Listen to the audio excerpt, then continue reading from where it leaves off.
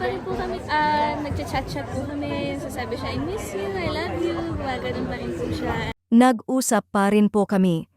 Jillian Ward inaming may sweet chats pa rin kay Eman Bacosa. Fans, grabe ang kilig. Hindi napigilan ng fans ang kiligin matapos aminin ni Jillian Ward na hanggang ngayon ay patuloy pa rin ang kanilang pag-uusap ni Eman Bacosa sa kabila ng sobrang pagiging busy ng dalawa sa kani-kanilang career. Sa isang panayam, naging honest si Jillian nang tanungin kung may communication pa ba sila ni Eman. Ayon kay Jillian, nag-uusap pa rin po kami. Nagchat-chat-chat po kami. Sabi niya, I miss you, I love you, mga ganun pa rin pong chat.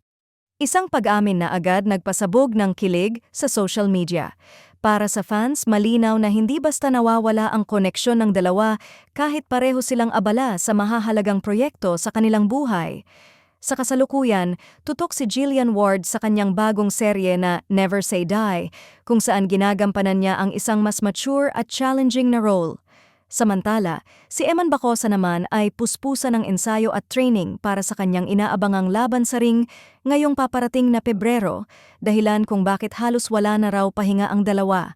Sa kabila nito, ayon sa fans, nakakatuwang malaman na may oras pa rin silang magkamustahan. Busy pero may time pa rin sa isa't isa? Komento ng isang netizen. Iba talaga kapag may special, dagdag pa ng isa. Hindi rin maiwasan ng mga supporters na balikan ang mga naunang pahayag ni Jillian tungkol sa pagiging mahiyain niya kapag may crush at ang pagiging vocal naman ni Eman sa kanyang feelings. Para sa marami, tila swak na swak ang dynamics ng dalawa. Si Jillian na tahimik at reserved at si Eman na expressive at diretso sa nararamdaman.